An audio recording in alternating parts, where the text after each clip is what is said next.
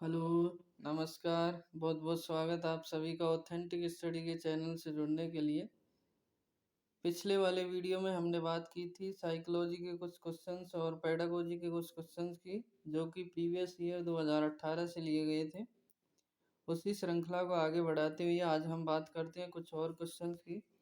तो पहला क्वेश्चन हमारे पास, इकाई उपागम के प्रवर्तक कौन थे? Option Jerome Bruner, B S. Bloom, S C. Morrison और जिलर। देखिए, इकाई उपागम के प्रवर्तक की बात करें तो सीधा सा जो आंसर है हमारे पास एच.सी. मॉरिसन हो जाएगा। तो right answer option C. Option A की यदि बात करें, जेरोम ब्रूनर जो कि त्रिज्यीय निर्मितवाद के लिए जाने जाते हैं। बी.एस. ब्लूम, ब्लूम टैक्सोनॉमी जिन्होंने दी है। शैक्षिक उद्देश्यों का वर्गीकरण 3 प्रकार से किया है, ज्ञानात्मक, भावात्मक और क्रियात्मक। तो नेक्स्ट क्वेश्चन की यदि हम बात करें तो नेक्स्ट क्वेश्चन हमारे पास, निम्नलिखित में से कौन सा प्राथमिक स्तर पर गणित शिक्षण का उद्देश्य नहीं है? गणित में रुचि विकसित करना ताकि वे तीक्ष्ण प्रयासों से इसे पढ़ने के लिए तैयार हो सके। बिल्कुल, प्राथमिक स्तर पर यदि हम बच्चों में रुचि विकसित कर पाते हैं तो वो उसे अच्छे से समझते हुए आगे बढ़ सकेगा। तो ये एक पॉजिटिव कथन है, तो ये राइट होगा। ऑप्शन बी की यदि हम बात करें, जीवन के विभिन्न व्यवसायों से संबंधित समस्याओं के समाधान की योग्यता विकसित हो सके। देखिए, प्राथमिक स्तर पर विभिन्न व्यवसायों से संबंधित समस्याओं के ऊपर हम डायरेक्ट बात नहीं कर सकते। इसके लिए हम उसमें पहले चारों मूलभूत संक्रियाओं के साथ बेसिक जानकारी उसकी मजबूत करेंगे, तभी वो व्यवसाय से संबंधित समस्याओं के ऊपर विचार करने के लिए तैयार हो सकेंगे। तो ऑप्शन बी जो है एक तरीके से उच्च स्तर की कक्षाओं के लिए उपयुक्त होगा, प्राथमिक स्तर के लिए नहीं होगा। तो यहाँ पर जो है हमारा राइट आंसर होगा ऑप्शन बी होगा। ऑप्शन सी की यदि हम बात करें तो गणित की दुनिया में खुशी से प्रवेश करने का मौका प्राप्त कर सके। बिल्कुल, गणित को हम इस तरीके से बच्चों के सामने पेश करें कि ताकि वो उसे खुशी से सीख सकें, आसानी से समझ सकें। ऑप्शन डी की यदि हम बात करें तो शीघ्रता और शुद्धता से गणना करना सीख सके, यानी कि जल्दी से और शुद्ध गणना करना सीख सके। तो ये भी एक पॉजिटिव कथन है, तो ये भी राइट होगा। तो यहाँ पर यदि हम गणित शिक्षण के उद्देश्य की बात करें जिसमें नहीं है, तो ऑप्शन बी राइट हो जाएगा। नेक्स्ट क्वेश्चन की यदि हम बात करें तो, निम्नलिखित में से कौन सा रेखीय अभिक्रमित अनुदेशन का सिद्धांत नहीं है? देखिए, रेखीय अभिक्रमित अनुदेशन की बात जो करते हैं बी.एफ. स्किनर, जिन्होंने 1954 में दिया है रेखीय अभिक्रमित अनुदेशन, जिसमें इन्होंने 5 सिद्धांत दिए हैं। या ऑप्शन यदि हम देखें तो लघु पदों का सिद्धांत, तत्काल प्रतिपुष्टि का सिद्धांत। बिल्कुल, ए और बी तो हमारे पास राइट है, लघु पद और तत्काल प्रतिपुष्टि का सिद्धांत। ऑप्शन सी की यदि बात करें, धीमी गति का सिद्धांत, तो यहाँ पर धीमी गति नहीं होती है, स्व गति का सिद्धांत होता है। तो ये जो है सिद्धांत नहीं है और हमारा जो ऑप्शन है राइट होगा सी। ऑप्शन डी की यदि हम बात करें तो ऑप्शन डी हमारे पास सक्रिय अनुक्रिया का सिद्धांत।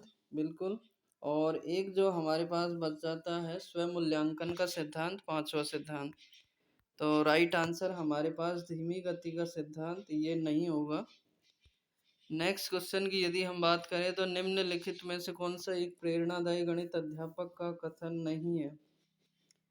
देखिए, प्रेरणादायी कथन की यदि हम बात करें तो ऐसा कथन जो पूरी कक्षा को एक तरीके से पढ़ने के लिए उनमें जोश भर दे, तैयार कर दे और वे एक पूरे जोश से पढ़ने के लिए तैयार हो जाए, ऐसा जो हम कथन कहेंगे तो प्रेरणादायी अध्यापक का कथन होगा। तो उसके लिए हमें ऑप्शन देखने हैं। मैं विद्यार्थियों को गणित की ओर मोड़ना चाहता हूँ उसी तरह से जैसा मैं, तो ये बिल्कुल राइट होगा। मैं गणित से लगाव रखता हूँ, यद्यपि इसके प्रति जो ऋणात्मक प्रतिमा है उसे बदलने में मैं मदद करना चाहता हूँ। देखिए, ऋणात्मक प्रतिमा की यदि हम बात करें तो हमने कहीं ना कहीं सुना है या ऐसा देखा है कि गणित एक कठिन विषय है या फिर गणित हमारे समझ में ही नहीं आएगा, तो ये एक तरीके से ऋणात्मक प्रतिमा होती है। तो उसको बदलते हुए यदि हम गणित को पढ़ाने का प्रयास करते हैं तो उसे आसानी से समझने का प्रयास करते हैं, तो ये बिल्कुल एक पॉजिटिव कथन है। ऑप्शन सी की यदि हम बात करें, तुम गणित के साथ कभी सामान्य नहीं रह सकते, तो बिल्कुल ये हमारा राइट आंसर हो जाएगा ऑप्शन सी, क्योंकि ये एक नेगेटिव कथन है। गणित के साथ कभी सामान्य नहीं रह सकते, बल्कि हमें तो सभी स्टूडेंट्स को गणित के साथ सामान्य रखना है। ऑप्शन डी, मैं विद्यार्थियों को यह दिखाना चाहता हूँ कि गणित का एक दिलचस्प विषय है। गणित एक दिलचस्प विषय है, बिल्कुल। गणित को यदि हम इस तरीके से पेश करें कि सभी बच्चे उसमें रुचि ले सकें, अपना जो है पूरा योगदान दे सके और उसे सीख सके, तो ये भी एक पॉजिटिव कथन हो गया। तो राइट आंसर हमारे पास प्रेरणादायी गणित अध्यापक का जो कथन नहीं है, ऑप्शन सी होगा, तुम गणित के साथ कभी सामान्य नहीं रह सकते। नेक्स्ट क्वेश्चन की यदि हम बात करें तो नेक्स्ट क्वेश्चन हमारे पास, निम्नलिखित में से कौन सा मॉरिसन द्वारा प्रदत्त इकाई उपागम का प्रथम सोपान है। देखिए, मॉरिसन द्वारा जो उपागम के सोपान दिए गए हैं, इकाई उपागम के, वो 5 सोपान हैं। तो ऑप्शन की यदि हम बात करें तो प्रस्तुतिकरण, आत्मसातीकरण, संगठन और अन्वेषण या खोज करना। तो प्रथम सोपान की यदि हम बात करें तो सबसे पहले जो सोपान आता है अन्वेषण या खोज करना, 1 नंबर पे, और यही हमारा आंसर हो जाएगा क्योंकि प्रथम सोपान पूछा है।